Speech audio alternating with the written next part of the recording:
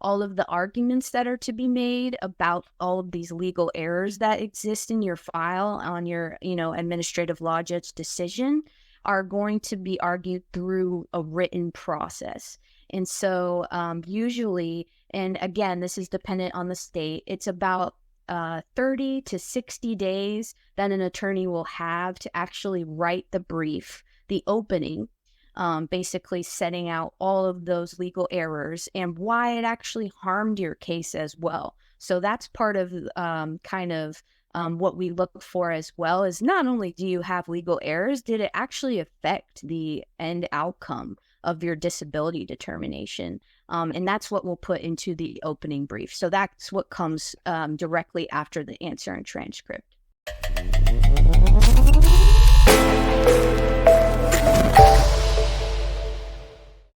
Welcome to the Evans Disability Podcast. We hope to be your definitive guide through the Social Security Administration landscape.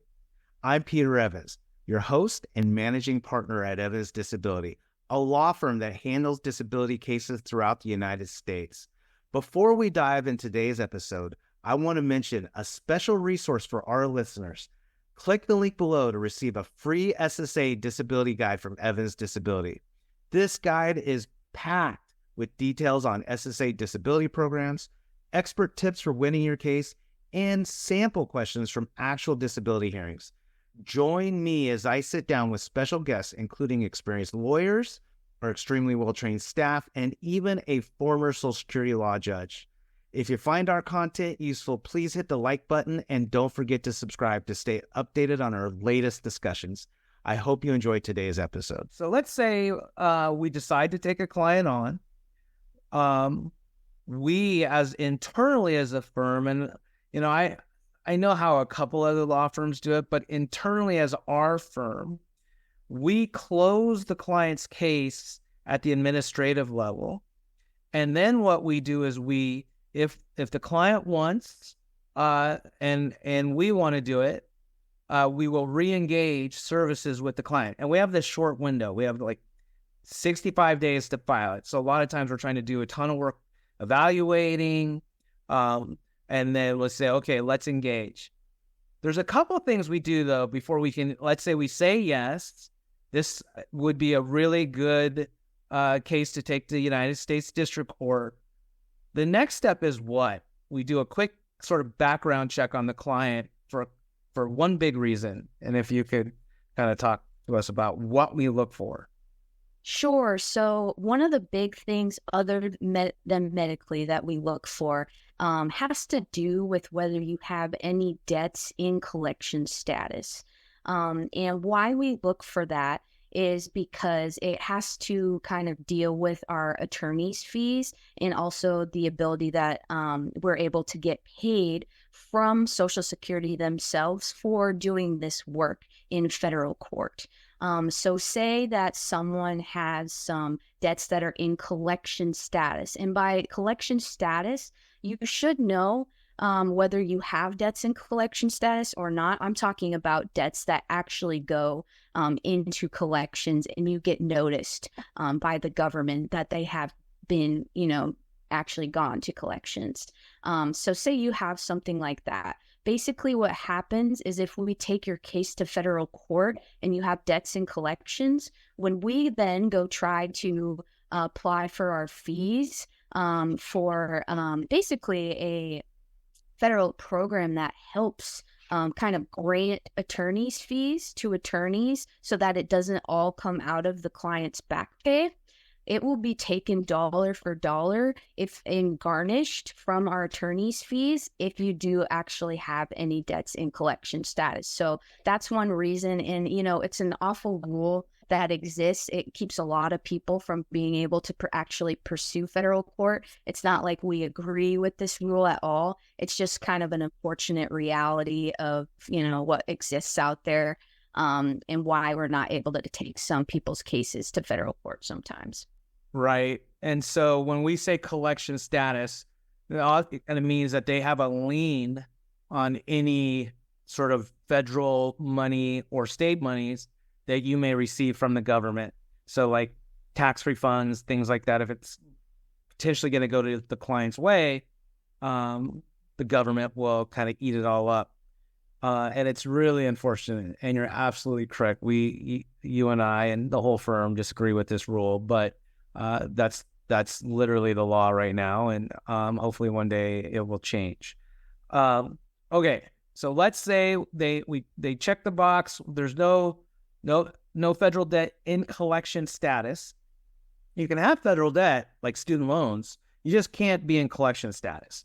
Okay, meaning you haven't paid it for a long time, and they've sent you a letter and saying, "Hey, you're now in collection status." So we send a new fee agreement.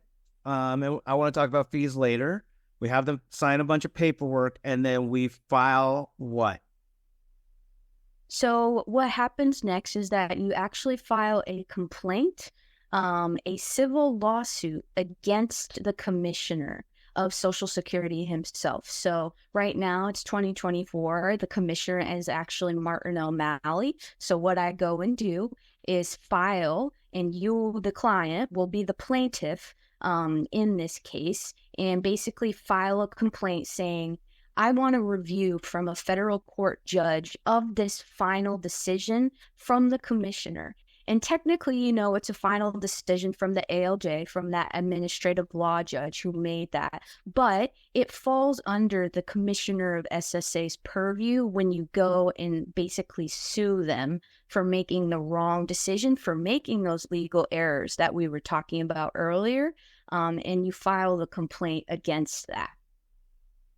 Right. And then once the complaint is filed, then what do you do? Because I kind of joke around, we're suing the commissioner of the Social Security Administration. But once that's done, the complaint's filed, then we have to do what? So after the complaint is filed, there's kind of some back and forth. There's a lot of communication with SSA attorneys that our attorney team does, and a brief writing process then begins. Well, let's go back a little bit before that, because once we file it, how many days do we have to serve it?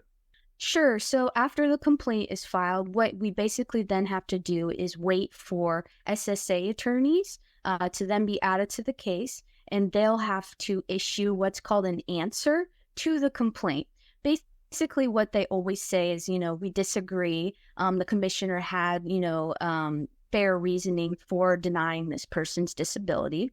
And they also have to issue what is the full transcript from your SSA record. And so that's kind of the second step. And as for how long that takes after the complaint, it's usually about 60 to 120 days in most states. But again, it really ranges on depending what your residence is and which district court you are in. Right. So then after that, 60 to 120 days, and again, it's state dependent, district court dependent, but after that range, 60 to 120 days, what happens next? Right. So after the answer and transcript are issued by the SSA attorneys, that is when the brief writing process actually begins. So unlike, being down in SSA, this whole new ballgame is really dependent on the attorney work. You're not required to appear at any sort of hearing while your case is actually pending within federal court, because all of the arguments that are to be made about all of these legal errors that exist in your file on your, administrative law judge decision are going to be argued through a written process. And so usually, and again, this is dependent on the state, it's about 30 to 60 days that an attorney will have to actually write the brief, the opening, basically setting out all of those legal errors and why it actually harmed your case as well. So that's part of what we look for as well, is not only do you have legal errors, did it actually affect the end outcome of your disability determination? And that's what we'll put into the opening brief. So that's what comes directly after the answer and transcript. And then the opening brief, generally speaking, how many pages? And I know each district is different. So some districts and most districts put a cap on how many pages you can have. And if you go over that cap, then there's certain requirements. But generally speaking, what is sort of the page ranges of how long these briefs get? Sure, they can range anywhere from 15 to 25 pages. In Oregon, they're a little more liberal with how long they can be. So if you have a lot of legal errors, then thankfully the attorney can argue each one of them, and hopefully at least one of them will get, looked at by the judge and get constitute reversal and remand. That's kind of why we look for all of the legal errors that are actually possible, because you can get a decision on one and not another that you actually put up for argument. In Oregon, I can, submit up to a 25-page brief, but in Central District of California, I can only submit up to like a 15-page brief. So it really depends. Right. And generally speaking, you could spend, a lawyer can spend 20 to 40 hours easily writing an opening brief. And sometimes it's not just writing the opening brief, it's reading the file, digesting the file, understanding what happened at the hearing, reading all the medical records, reading the background of the case, reading the ALJ decision. And in many cases, the lawyer who did the hearing is not the same lawyer who's doing the federal court appeal. So it's kind of like a new lawyer taking over and reading through everything that's gone on. So let's go back to the opening brief. Once the opening brief is done, usually how much time is there between the opening brief and then what's next? Sure. So once an opening brief is filed, the SSA attorneys then also have their own opportunity to respond to the opening brief and give counter arguments basically to everything that we said, or they can look at the opening brief and kind of decide, do these legal errors, are they so egregious that we want to offer actually a settlement? So if they choose the first option, which is to kind of write a response, they have about 30 to 60 days as well to write their own brief that will address each one of the legal errors that we've addressed in the opening brief. If they decide the second kind of way to go and decide, I'm going to offer a settlement and we want to send this case back down to SSA for reevaluation, they still have that 30 to 60 days, but then they would be able to kind of issue a stipulated motion, which kind of means an agreed upon between our team and their team that there are legal errors here and we want to send this case back down. But generally, it's 30 to 60 days. Right, and that's the Office of General Counsel, OGC for short, who represents Social Security in these complaints in United States District Court.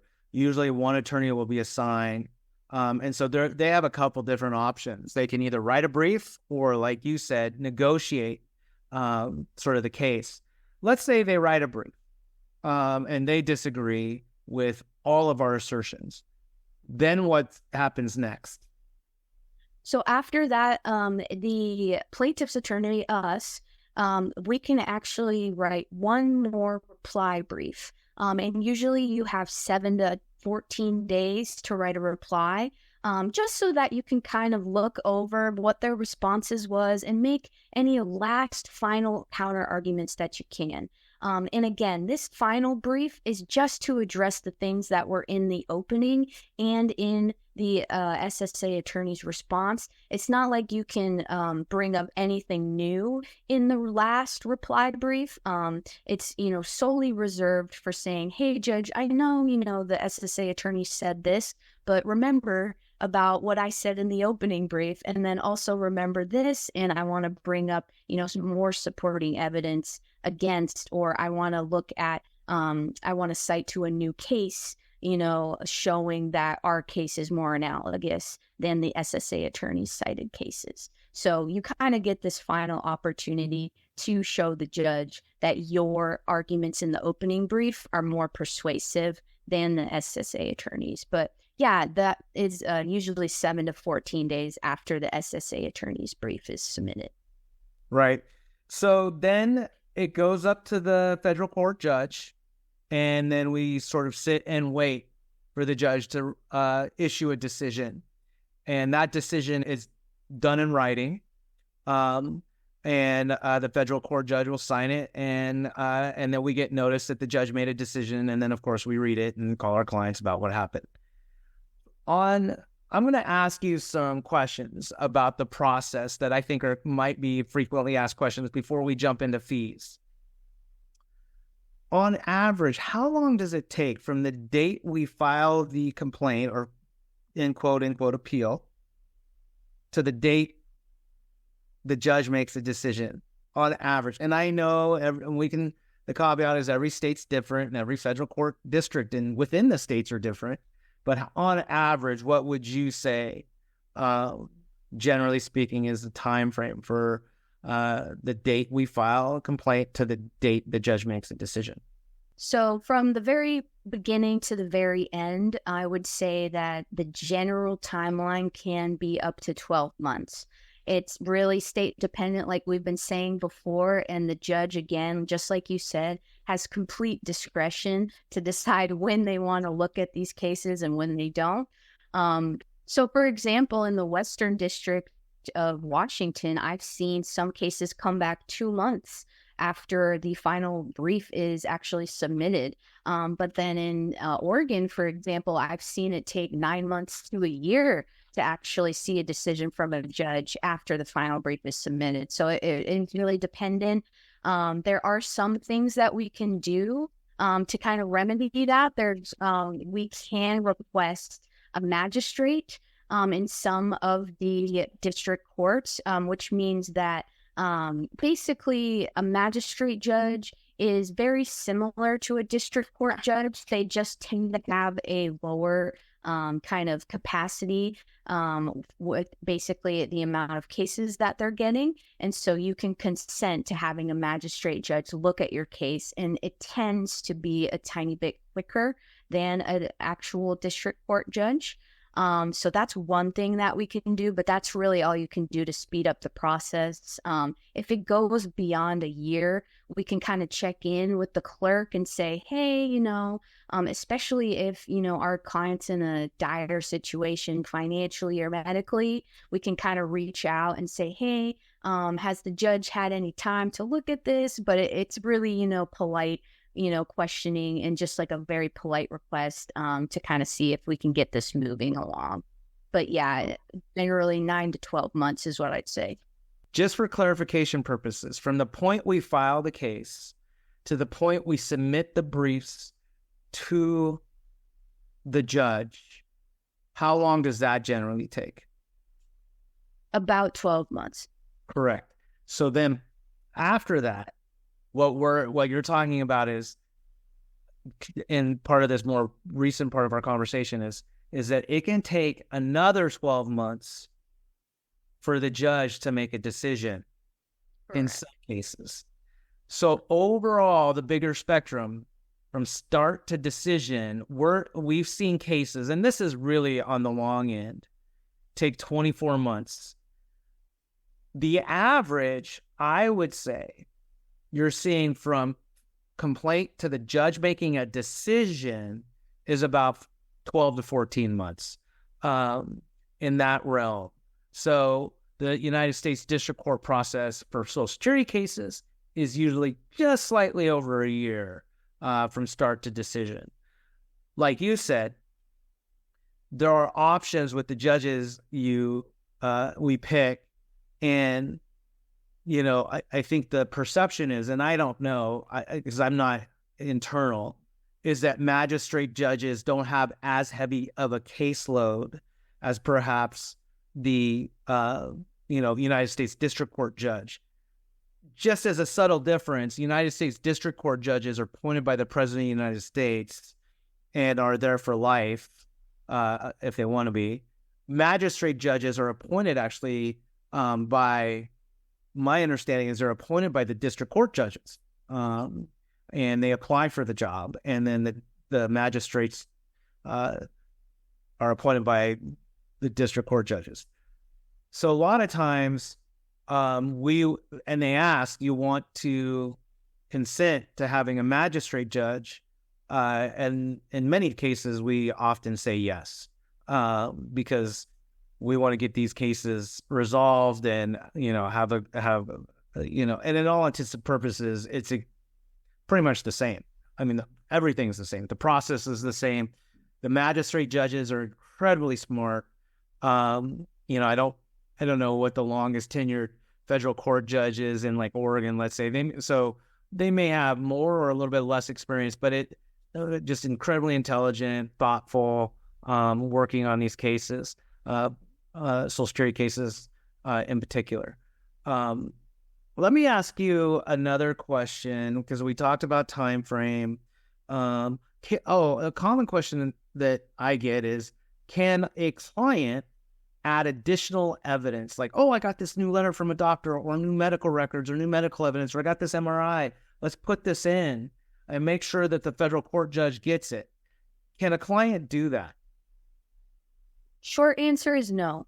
And I'll say that because what you're doing when you appeal to a federal court is you're asking a federal court judge to review every piece of evidence that the ALJ had at the SSA level themselves. And you can't really ask a federal court judge to look at something additional that the SSA judge didn't have. That's not really fair.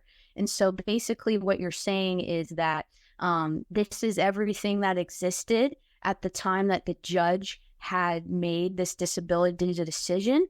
And we want you, federal court judge, to now look at the exact same thing and see if you agree. So that's why I say no additional evidence is allowed. There is an exception. There is an exception to say that if there was evidence at the time that your hearing was ongoing, so basically before the ALJ decided to close your case, usually that's at the date of your hearing. Sometimes the ALJs keep it open a little bit longer after the actual date of your hearing, just so that you can get everything in that you need to get in. So whenever that date is that the ALJ closes, if you had for some good cause reason why you didn't get some medical evidence submitted into your file, and then the appeals council also denied to review that evidence, then that is an appealable issue that we can bring to federal court. But anything other than that didn't exist at that time of your hearing, you cannot add any new additional evidence for this appeal. Right. And that's a good point. Thank you. Well said. The next question, and I think you did say this, but I get from clients is, do I need to show up to face this magistrate or federal court judge? Right. So the good thing